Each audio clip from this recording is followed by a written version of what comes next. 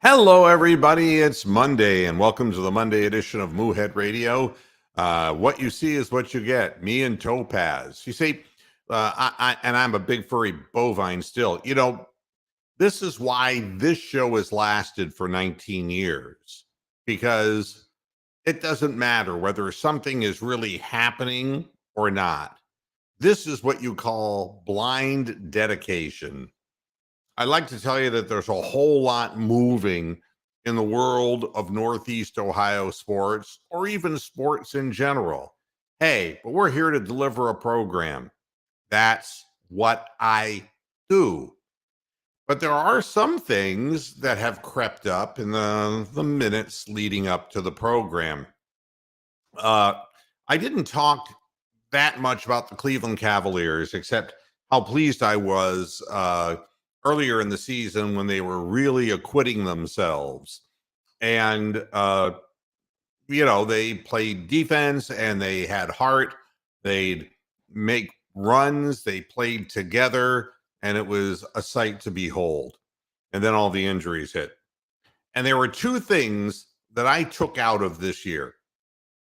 The first one is that I don't want to see Karis LeVert anymore. All right. And I understand the Cavaliers made a trade. The trade was supposed to be to bring a guy over who could score the ball. But the fact is, he's a volume shooter and he doesn't shoot well. It was a mistake.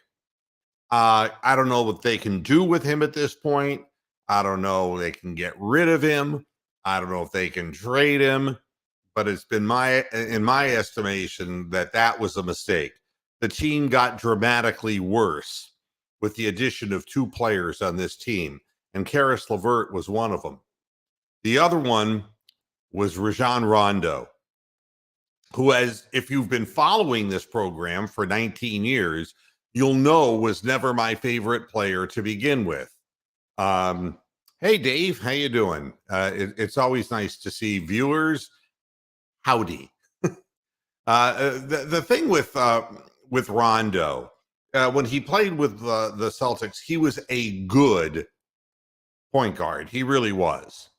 He was always a pain in the ass, and he was always a guy who was hard to coach, and he had problems in the end in Boston, then in Sacramento, and then in Los Angeles, and wherever he went. He came to Cleveland and added nothing.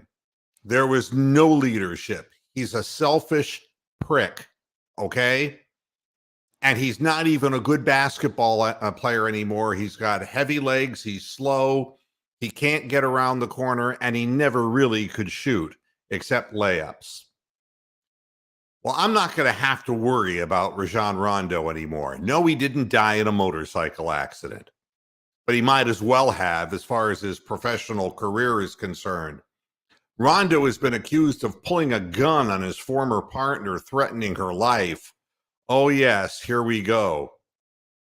Ashley Batchelor, who's the former partner of Rajon Rondo and the mother of their two children, was granted an emergency protective order against Rondo after he allegedly pulled a gun on her and threatened her life. Isn't this great? Here's what Batchelor said about this. I'm extremely fearful for my safety and for the safety of my children. Rajon has a history of volatile, erratic, explosive behavior. He is verbally, emotionally, and financially abusive. He physically hits our son and calls him names like pussy and accuses him of acting like a bitch. Rajon, as I call him, Rajon verbally assaults our daughter. He calls her names like that bitch and dickhead. Rondo has made several threats on my life, she says, saying at various times he will shoot me or shoot up my car.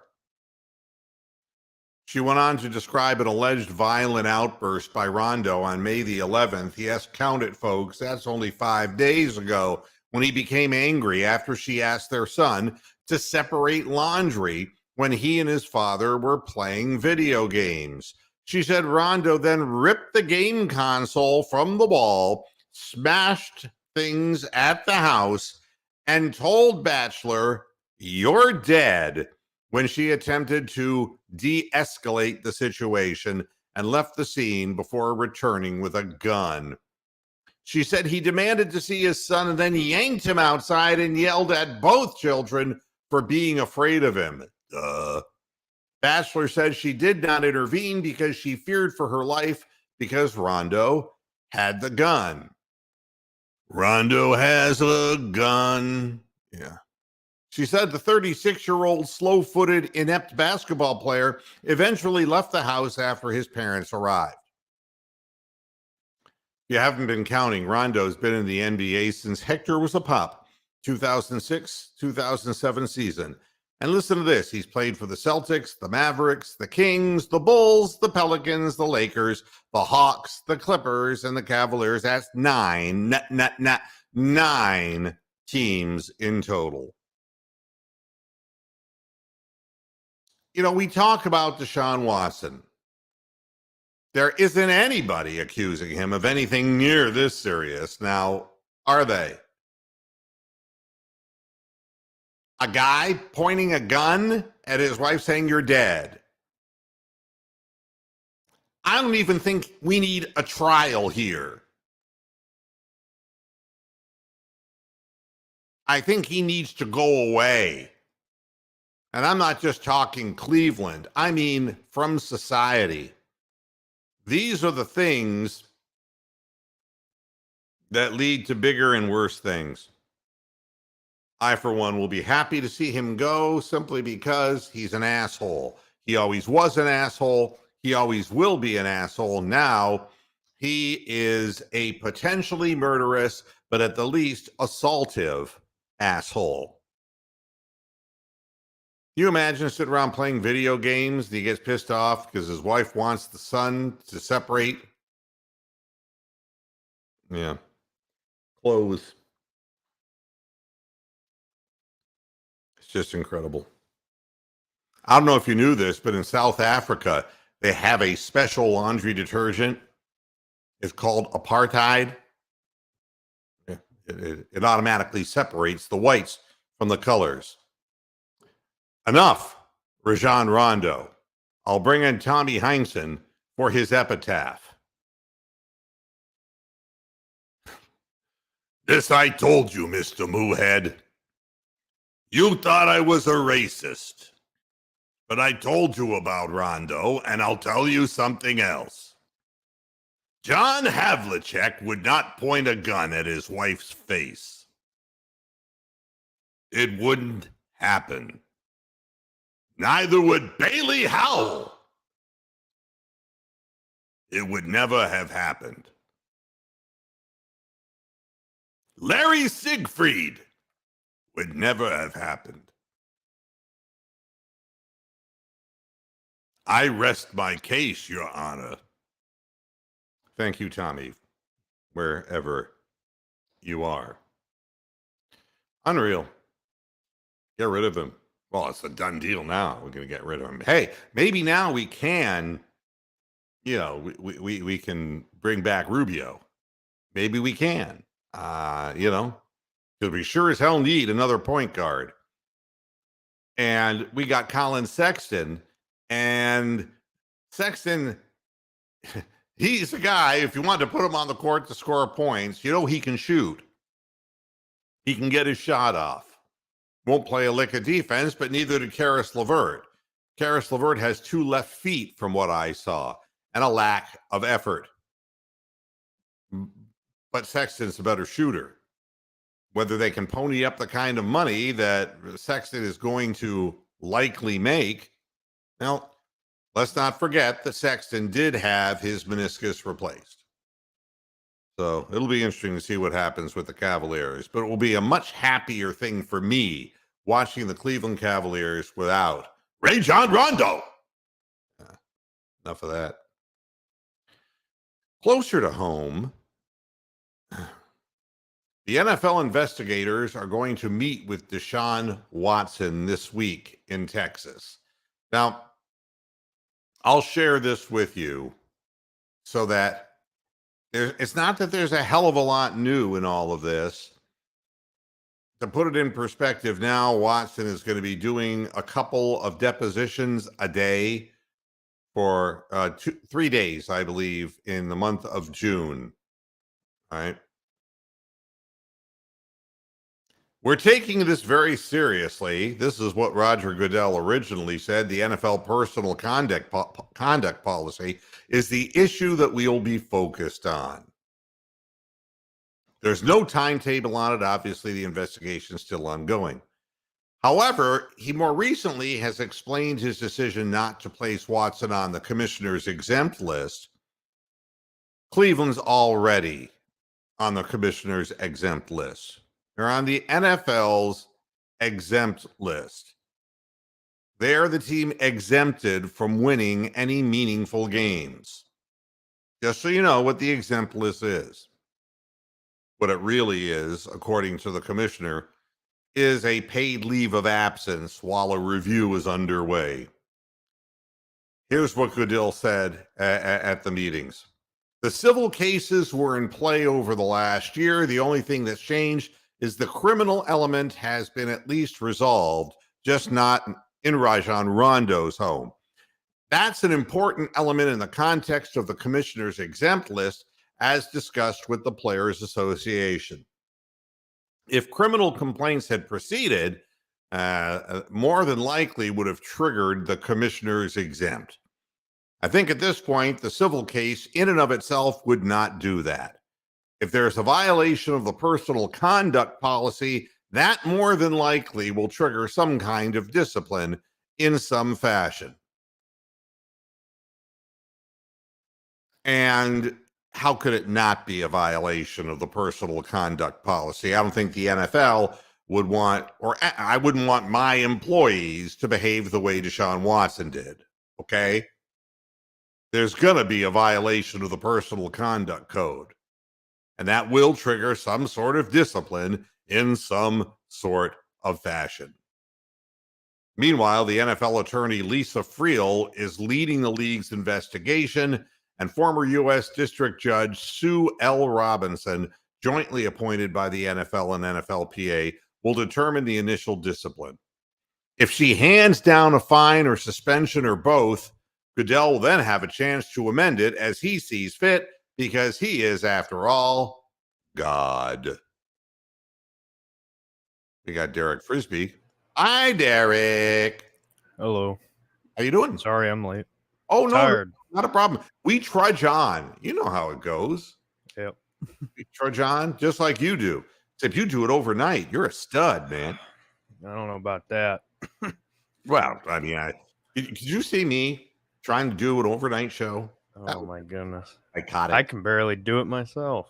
I know. I'd be psychotic like, oh, I'm not going to embarrass anybody in Texas.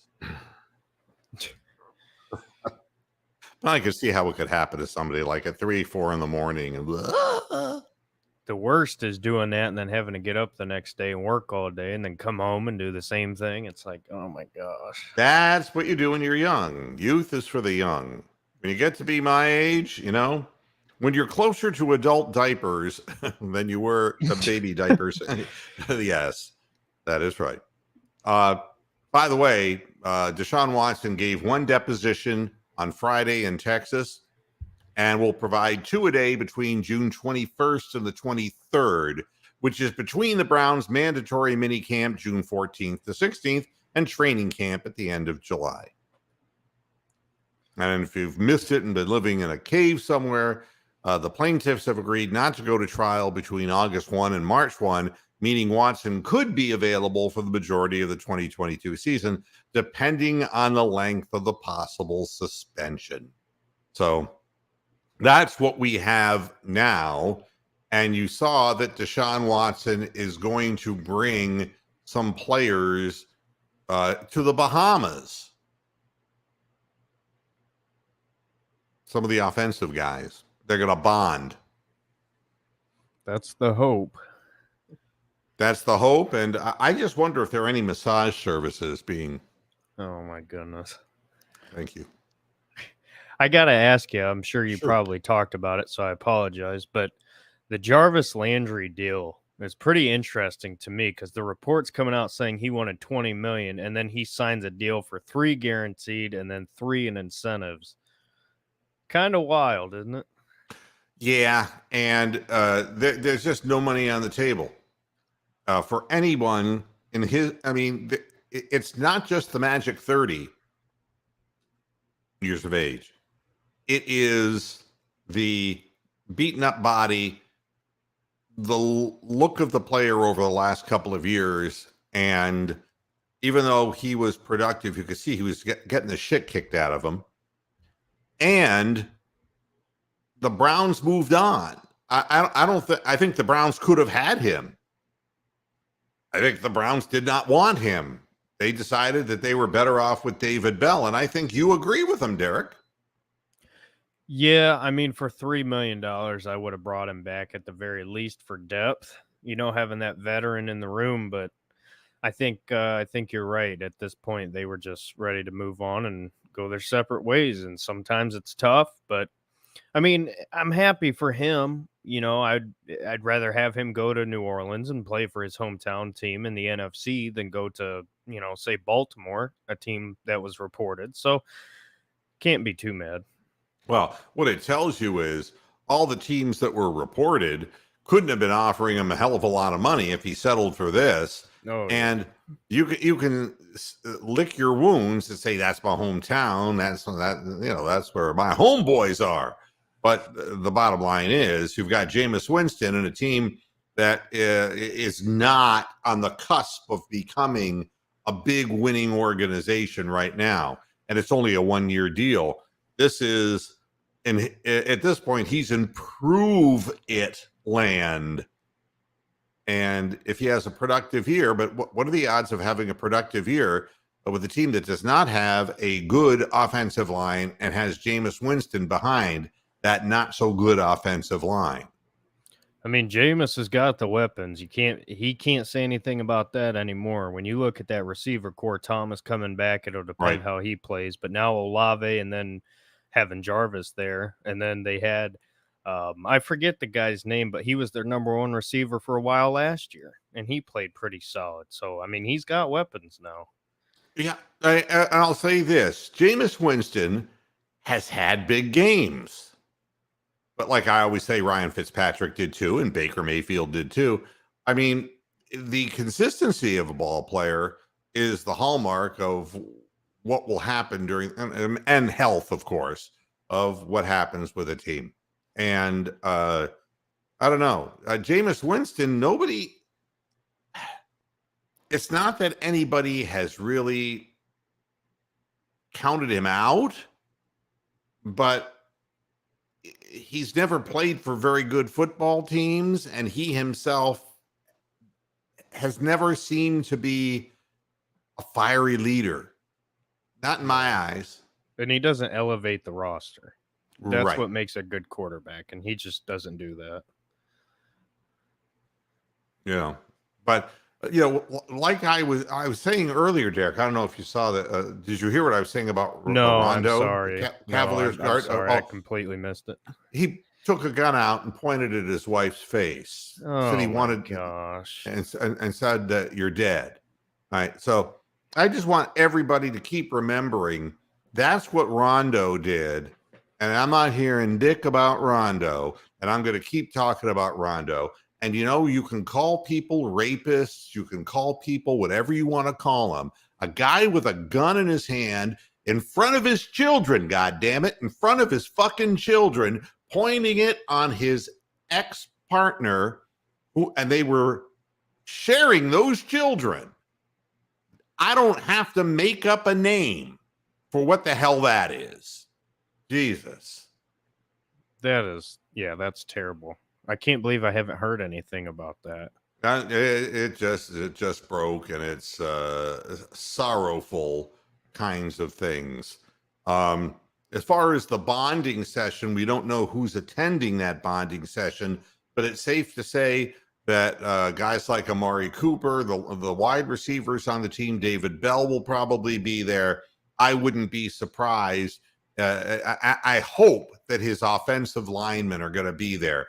because I want to see a quarterback who has a tight relationship with his offensive line. I never felt, I mean, Baker Mayfield did one thing that I thought was wrong, and he may have done more, but the one that really got me was the Pittsburgh game. And I understand how frustrated he was with the offensive concept. I was too. But when our starting tackle is gone, and instead we have a backup, James Hudson III, on an island against Watt, it was obvious. He got sacked 9 times. Watt sacked him 4 times. Day. But man, it does not go over well in the locker room when you shit on a first-year offensive lineman. Unless that guy was lazy, wasn't working, or whatever. I mean, the guy got schooled in a big, bad kind of way. And he also has not been playing tackle for a long time. People forget he transferred from Michigan to Cincinnati, where he was playing defensive tackle, and then he switched. So he Right. doesn't have the years of experience. Yeah. And I mean, the Browns obviously were enamored with him beyond what they should have been. I don't think that was a winnable situation anyway. No. And with the pain that Baker was in, I understand the frustration. But, if you want to be the face of progressive, if you want to be looked upon with favor upon players all across the roster, you can't shit on somebody like that. You can't do that. But I hope the offensive line is going to be in the Bahamas. I hope that they develop a rapport, because it was always my experience through better years with Bernie Kosar and the Browns and Brian Sipe. Those guys had a very good relationship with the men who were protecting them. And I mean, gifts. I mean, buying gifts for their offensive line. Go ahead. I was just going to say, speaking of the Browns' offensive line, have you seen the teams that J.C. Treader is linked to? No. The Miami Dolphins and Tony's Minnesota Vikings. I find that kind of interesting, given the connection there with Kwesi. Explain to me, because I'm not really up on those teams. Well, I'm saying Minnesota took the former member of our front office in Kwesi. He's now the GM there. They run a similar system, obviously, Right. Stefanski coming from there. So it is interesting. He would essentially be going from the Cleveland Browns to the Minnesota Browns, unless That he goes does to make Miami. sense, yeah. But Yeah, it is interesting to me. And I'll say this: I wouldn't put anything past J.C. Treader. He's done a good job with the NFLPA. He is a solid guy. He's a rugged, tough guy, and I hope his body holds up for him. It's not like he is without skill, but he's on a sliding scale right now, and it's injuries. It's not his personal ability. It's just the way injuries creep up on certain players in this league. And I hope he does well, because it isn't that the Browns, the Browns had to move on. The Browns are in a situation where they have to somehow pull a rabbit out of a hat. They're hoping that they're going to get 17 games or something resembling that from Conklin. And I think that's wishful thinking. You got to get young offensive linemen to fill in and take over for the previous veteran regime.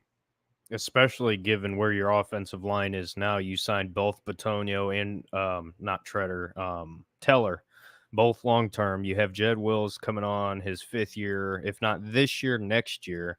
You got to keep refilling that room, because it runs dry pretty quick. Now, I will say this: I don't know if you saw Building the Browns, but it is great to see Nick Harris, who's going to be our starter this year, most likely, put on allegedly 15 to 20 pounds of muscle in the offseason. So it's great to see that he's working that hard and realizes the opportunity that he has here. So hopefully he steps up. Yeah, well, I mean, the team's high on him. And, I think what happens with players is twofold on the offensive line. It is a rarity when a player makes a jump from college football to the NFL on an offensive line position and becomes a standout guy. You remember some of them. And, you know, the Anthony Munozes, all right? I mean, he was big dog at USC. But there were a lot of failures. And I remember Tony Mandarich, Mr. Steroids in college. And when he stopped taking steroids, he got stampeded. It's very hard to come into the league. Munoz, when he came into the league, was already 6'7", 300 plus pounds. I mean, he was a beast, an absolute monster. Jed Wills is kind of the same way, but I'm a little nervous about Jed Wills because up to this point, he hasn't proven to me that he's a real hard worker. Oh, no. And I probably shouldn't say this, but I really don't care, so I'm going to anyway. I can tell you that from people who have known from the inside, he is not liked at all in that front office, in that locker room. What I've been described is that he's basically like a middle schooler. Like, he just does stupid stuff in the locker room, stuff you see as a freshman in high school on the football team where you're just happy to be there, which is very concerning because when you're talking about great left tackles for the Cleveland Browns and you're looking at Joe Thomas, that's what obviously he can't be Joe Thomas. But that's what you were hoping to get out of your 10th pick in that draft. And I mean, he hasn't been terrible. Who was his buddy on the team? There's a guy who's really tight who was always talking Jed up. Who? I can't remember. If anyone in the chat room remembers, please let me know, because was it Mac Wilson? It may have been. It was somebody that makes you raise your eyebrows. Absolutely. Yeah. You may be right.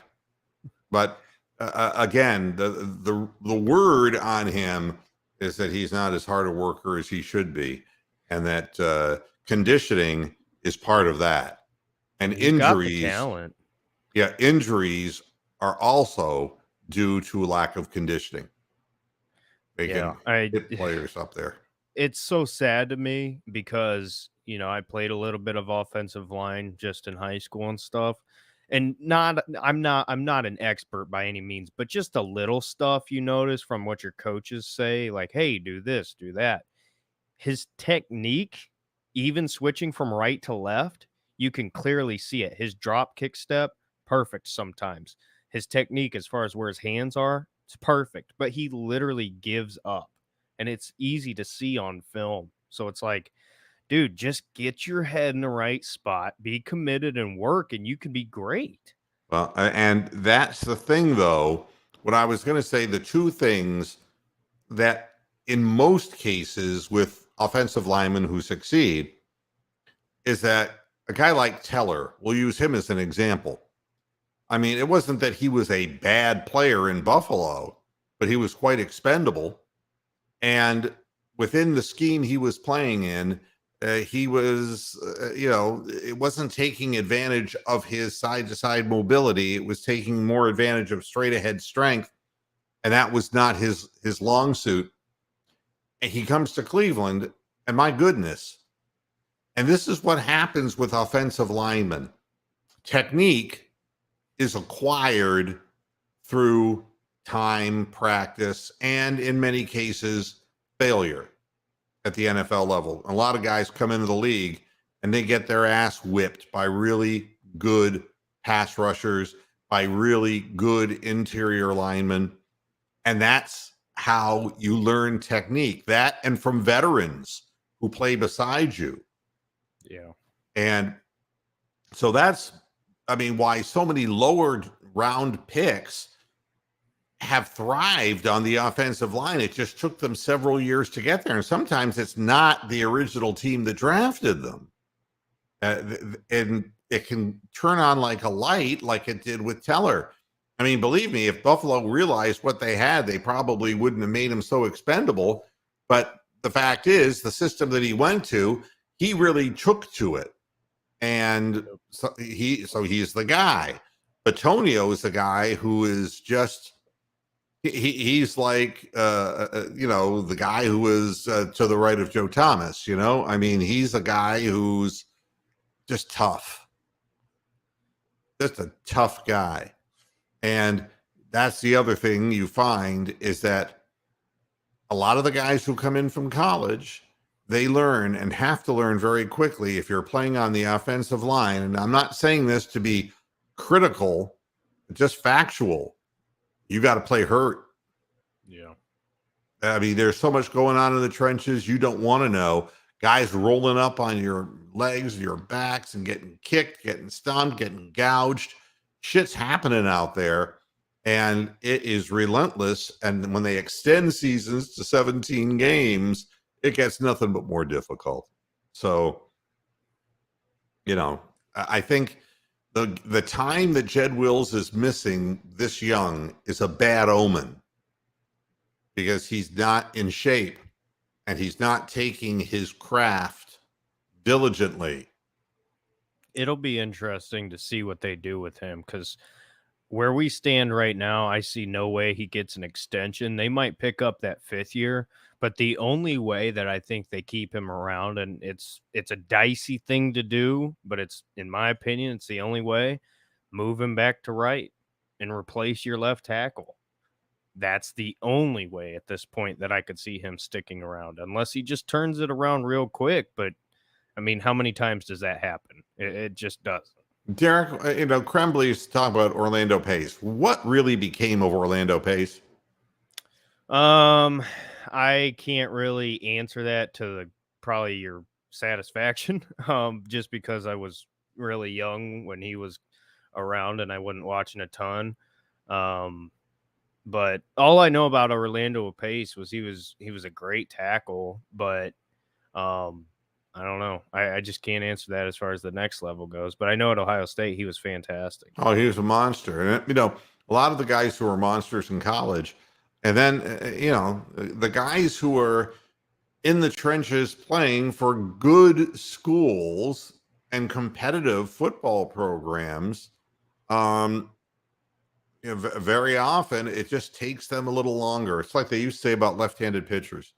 It takes them a couple extra years to mature. They always pointed at Sandy Koufax as the primary example of a pitcher who, during his early years, was wild. He walked too many hitters, and it just took him X number of years to get mechanics down.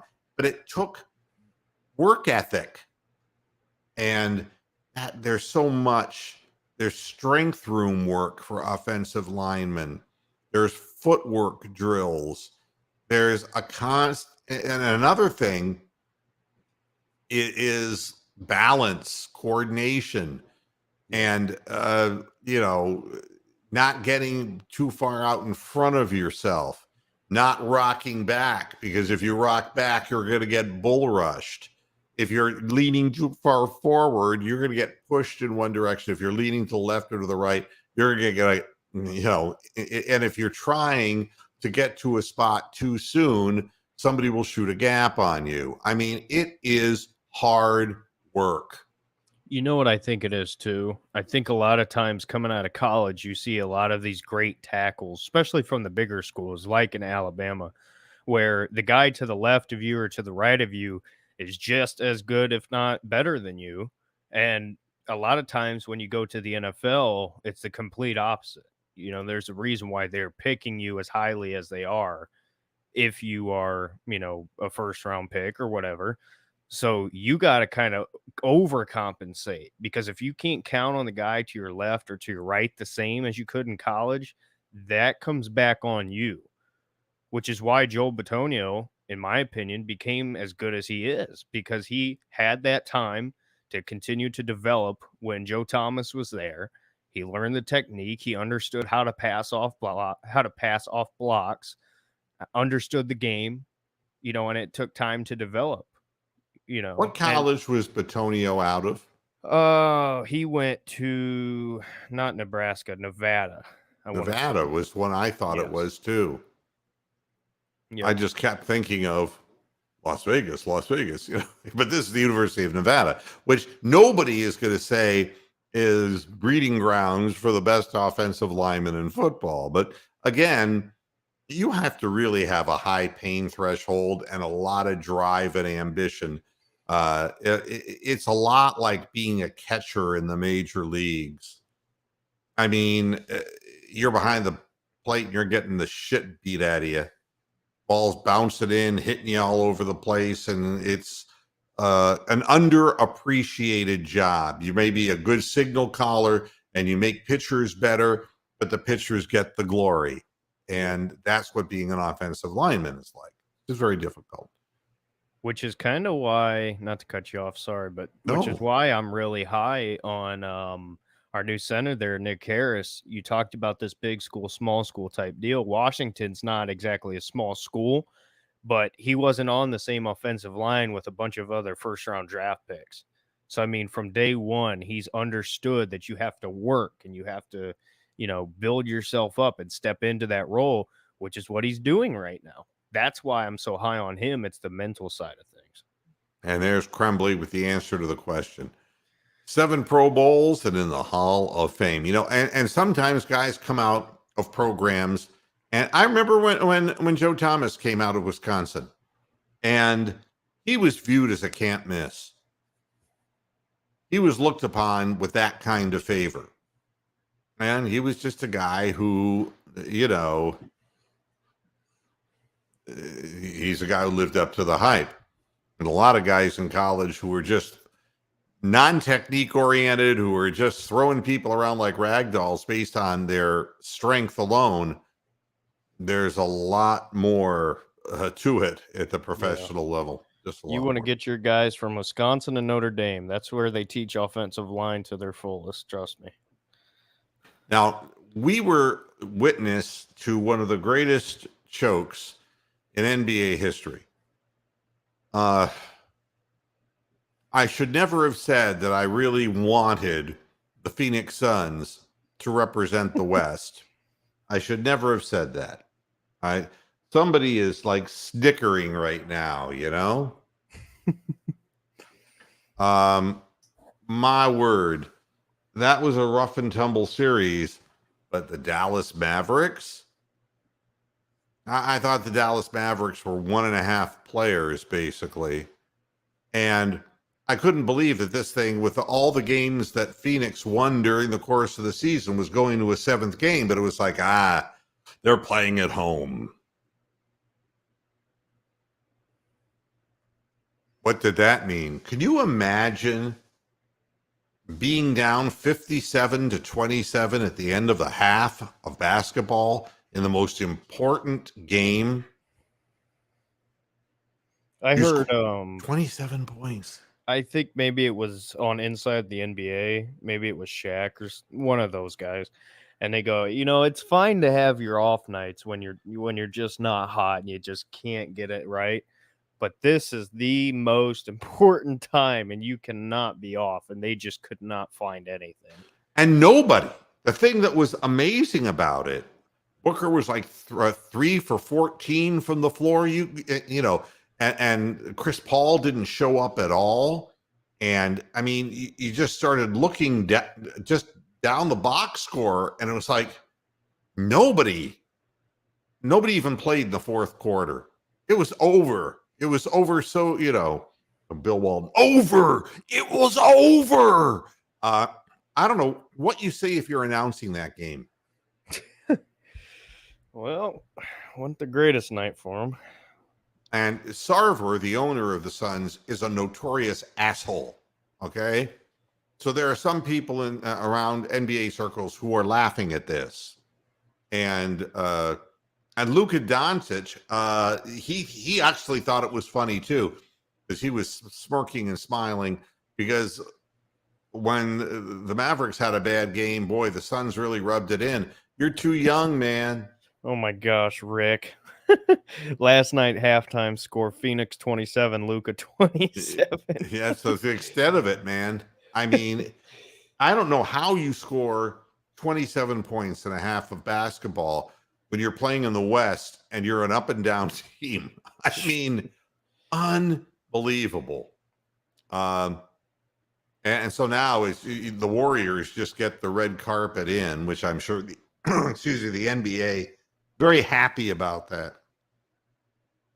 It'll be interesting to see what happens with Boston, because I mean, every year it seems like they're in the mix, but they can never get over that hump. Well, I'll tell you, this is like mirror image teams. Um, both teams are defensively proficient. They're both exceedingly well coached.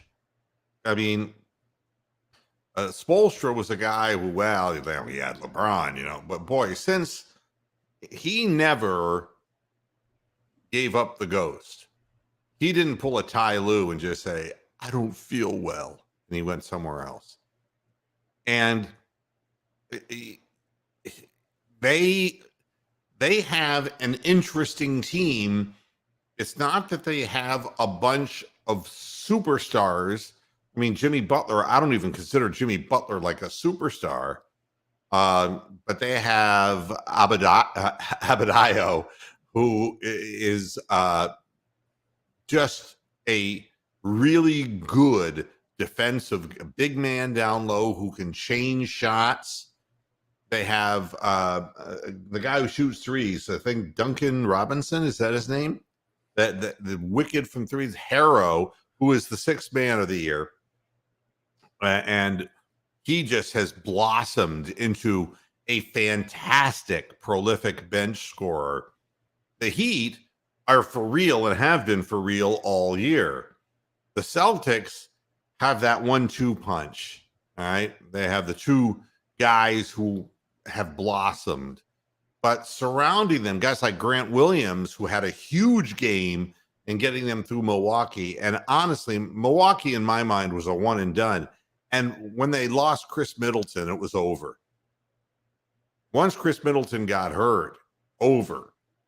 They don't have that kind of depth. And if you're expecting on your team for Giannis and Drew Holiday to pull you through against elite teams that can play 7-8 deep, you're in big trouble. Yeah. And I knew the looks of a one and done team. And I've never felt that Giannis has done anything to improve other aspects of his game, like his perimeter shooting. And, you look at what they had on the floor, just look tired. And the Celtics, which they blew it. They had everything in their hip pocket, and they blew that game in the fourth quarter and opened the door back up for the Bucks, and it didn't matter. The Bucks just had nothing left. Lose by 28 points on your home floor. That's just crazy shit. And the Celtics, the one thing I can tell you, and they're saying Marcus Smart is questionable for game one, and I'm not sure what the injury there is, but the Celtics play an unselfish kind of ball, but they've got two guys on that floor who can fire in points, and Horford has come through for them in a big kind of way. You're looking at really a very interesting Eastern Final, and defense is going to be a big part of it. And both teams are going to come out trying to impose will on one another. That's going to be an interesting series. And I don't usually get interested in the NBA, but that at least, the two best teams in the East are there. Yep. Deservedly so. And I don't care about the red carpet for Steph Curry and all that horse shit. I just hate seeing them being successful again. Yeah. But, I think the blue collar nature of both teams out of the East, they work hard. And you look at the rotating defense of Boston, and it's interesting because they moved Brad Stevens up into the upper offices, and I don't even know the name of their coach. He's done a fabulous job, and I'm ashamed that I don't know his name. I couldn't tell you. It's a foreign name of some sort, and I feel like somebody tell me in the chat room, because he deserves a tremendous amount of credit. You look at the way the defense swings from side to side, taking away internal passing lanes. how they keep their body in front of players and move their feet. It's really something impressive to watch. So I thought that was there's something positive to be said about the NBA besides the fact that they cheat for superstars. I'm trying to. Oh, this was kind of interesting. The 2022 NBA draft lottery. Not that the Cavaliers are going to get much of anything. However, it isn't going to be a member of the Gilbert tribe who is going to be on hand for the 2022 lottery. It's going to be Anderson Varejao. Huh. You gotta love it. Gotta love Andy. Gotta love Andy. I mean, there's a guy, South American player who, when he was with Cavaliers in his young years, it was all hustle. It was all about hustle. And he could actually score. He scored playing, when he was playing in South America and playing around the world, he scored. He actually had a pretty damn accurate set shot. He pulled guys out. He was 6'10", and he'd get open looks and he could knock them down. And he did later in his career with Cleveland. But that rough and tumble playing style can only last so long. I mean, he would hurl his body into things. But that's a player that Cleveland fans would love forever. Yep. And sure enough, there he is. He's gonna be, if you're wondering, it's taking place starting at 8 p.m. on Tuesday tomorrow. Just think he was. Correct me if I'm wrong. He was drafted in 2004. So I got to pretty much watch him most of his career, and then he ended up playing for the Cavs then, and again, I should say, and wasn't it 2020, right? He came back. Yeah, he came back for a year, and 2016. Yep. He played 13 seasons for the Cavs. And this guy only averaged 7.5 points to 7.5 rebounds in 596 games. But you look at his ranks as 4th in offensive rebounds, 6th in total rebounds, and 8th in games played, blocks, and steals. He signed a ceremonial contract, 10-day contract, playing his final 5 NBA games in the wine and gold before he officially announced his retirement. Good for him, though. Pretty good long career for Anderson. Well, I mean, that's the thing.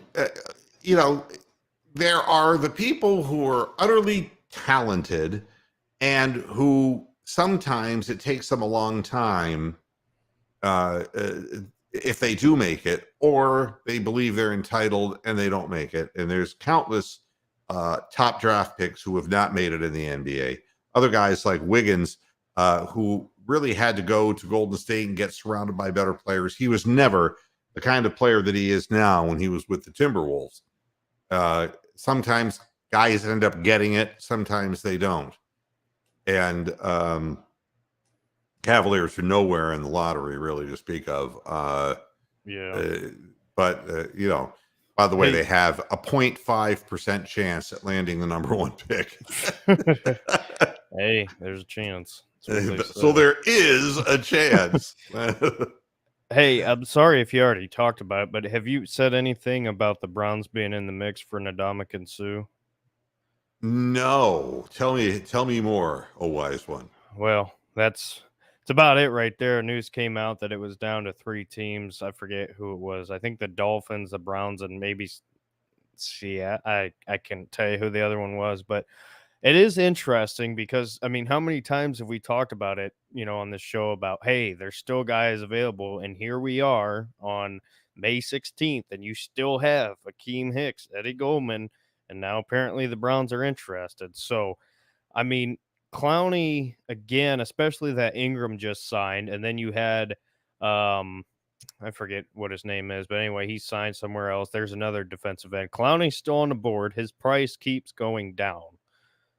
If you can pull off bringing back Jadeveon Clowney on a cheap deal and then also bring in one of those 3 guys, boy, this defensive line is looking really, really good. Well, and Ndamukong Suh, where was he? Miami? Yeah, well, I mean, he's known for being a real dirty player, but he was, Yes, he had a lot of yeah, issues. yeah. I think he was last in Miami. I know he was on the Lions there for a long time. Yes. He was somewhere else. Let me look it up. Okay. But he was on the Bucks. That's where he was last. He was on the Bucks with Brady. That's right. That's right. Yep. So yeah, these guys are just sitting, and they're in Jarvis Landry land. You're either gonna play football next year for what the lords of the manor are willing to pay you, or you're not gonna play. And these people, at some point, have to make up their mind, and whatever rationalization, whether it's their hometown or whatever they think it is. The Clowney thing is really intriguing to me, that as good a year as he came off of, why is there so little interest? Well, I think at this point in his career, the whole plan last year was, hey, I'll come to Cleveland, play on that 1 year cheap-ish deal, build up my credibility again, and then get a big deal this year. Now talking about this current off season. But I mean, the well is run dry, and he doesn't really have a choice. And the reality is for him, regardless of the season that he had last year, the question right now on teams' minds are, hey, was that because of Myles Garrett, or do you still have it? And at his age, with his injury history, I mean, he played most of the year this year, but he still was out a couple games. Now, the one thing, last offseason when we got him that I said was it wasn't really about the number of sacks he had, because that's what everybody was complaining about. It was the just the point of the pressures. If he can get the pressures on the quarterback, Myles Garrett can play cleanup duty and close that, which is what ended up happening. That's why Clowney had his best year for a long time this past season with Cleveland. I think teams right now, unless they have that other number one, I don't think teams view him as a number one defensive end. I think they view him I as a would two. agree with that. And the other part of this that is a little daunting as a Cleveland fan is that he jilted us on a couple of occasions prior to becoming a Cleveland Brown. Yeah. Well, And and again, he's not showing any predilection, SAT word, for coming back to Cleveland. And you wonder if that plays into it as well. If he just looks at Cleveland as the last landing spot that he would want to be in. And players, he was always a guy, and I heard a lot about him because having had a second home in South Carolina, you hear a lot about that, and he's a guy who always played leverage, and he was a big name, and he would back people's, and these agents would back people up against the wall, and that's the way they negotiated. The demand is just not there right now, and he's following the same course of action, and he's just sitting in a room by himself. Eventually they all end up going to where they end up going, whether it's the New Orleans Saints, and this is not a rap on Jarvis Landry, but if you're going to keep playing the game, the hope is Jameis Winston can throw a forward pass. You do have wide receivers around you who will make you a valuable commodity. If you're a good, solid possession receiver, then you can maybe squeeze a few more years out of your career. That's where Jarvis Landry is at. yeah. And that's where Jadeveon Clowney is too. Here's my thing with Clowney. I trust what I've heard that he will be coming back, and I truly believe that, because at this point, I mean, when you see guys like Melvin Ingram, was it Trey Flowers? Maybe was the one. Somebody else, I don't know. Anyway, when you see a couple more of these defensive ends get signed, Flowers wasn't who I was thinking about, but you guys, somebody out there knows who I'm talking about. Anyway, when you see these guys start going off the board here as far as free agency, Clowney, and I'm going to say the forbidden name, but Clowney is on the record that he likes Deshaun Watson. He likes playing with Deshaun Watson. He's said he's a big fan. That's his direct words of Deshaun Watson. So, I mean, just putting two and two together, the Browns are comfortable with him because of what they saw last year. We know that they are very determined to address that opposite defensive end of Miles, given the fact that they drafted not one but two. And hey, I mean, if he's willing to come back, play with Miles again, stay healthy, who knows? I just think it's timing at this point. Well, I'll tell you one thing, and I'll finish up the program. To be playing a game of chicken, it's high priced, high stakes gambling in essence.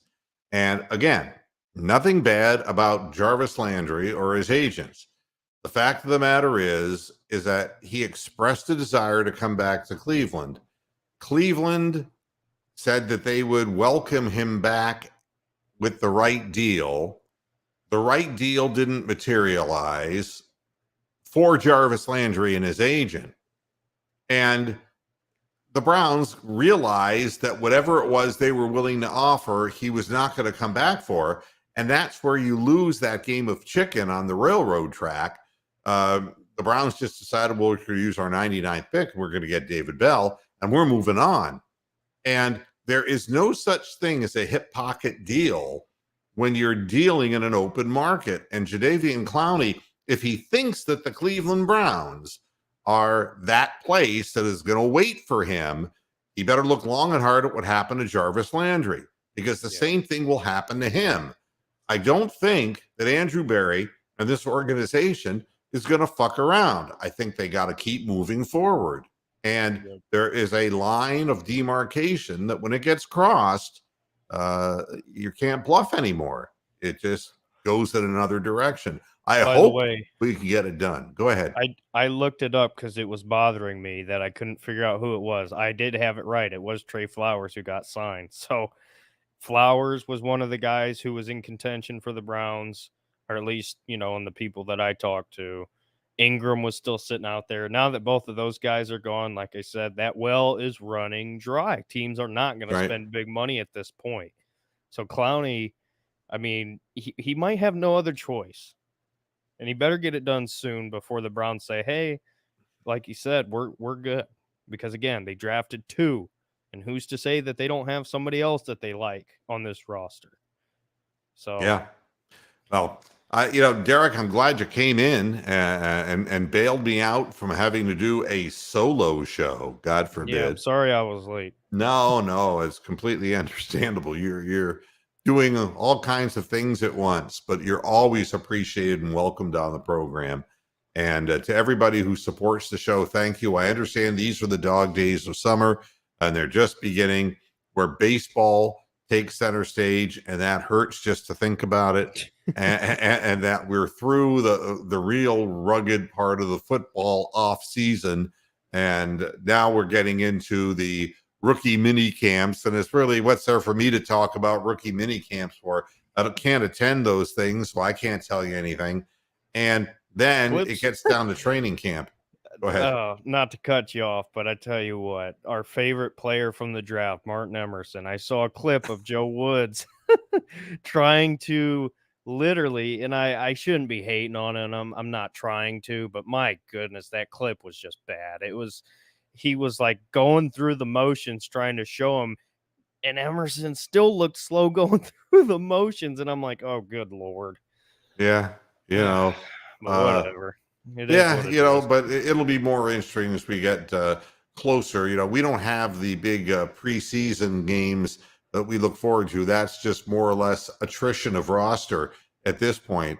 But we will have a lot more to talk about, some substantive things once all of this begins in earnest and training camp begins in earnest. Thanks, everybody, for tuning into this edition of Moohead Radio. Back again with you on Friday for the next installments. And until then, hasta la vista, Pasture Heads. Good night.